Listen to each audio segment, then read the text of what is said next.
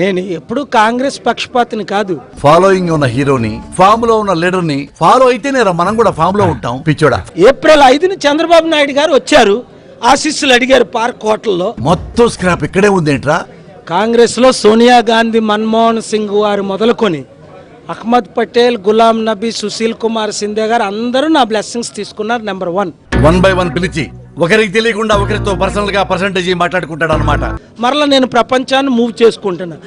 ఓహో, ఈ సీమాంధ్రలో కాంగ్రెస్ గెలుస్తుందని రిపోర్ట్స్ అన్ని వచ్చినాయి కాబట్టి నేను దిగడం తప్పలేదు. మీరు మేలైనది చేయనరిగియు అలాగు చేయని వానికి శ్రమ అన్నాడు బైబిల్లో. రాజాలా తిరుగుతున్నాను ప్రపంచమంతా. మొన్న లాస్ట్ ఇయర్ 46 మంది ప్రెసిడెంట్లు నా మీటింగ్కి వచ్చారు. ఏప్రిల్ 1st వీక్ లో అమెరికాలో ఉన్న ప్రపంచాలు నడుపుతున్నాను. పబ్లిక్ లో క్రేజ్ను పడుకుంటా. నేను దైవజనుడని ప్రజలందరికీ తెలుసు.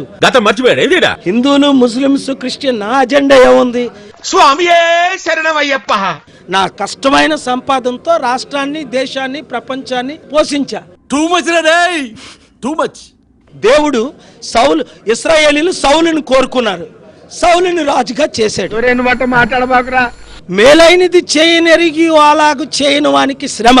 నువ్వు మాట్లాడేది తెలుగా, తమిళమా, మలయాళమా, కన్నడమా, హిందీయా, పంజాబీయా? నీకు దండం పెడతాను రా. అయ్యో, ఇది ఎంత కన్ఫ్యూజ్ గా ఉన్నారా మీరు?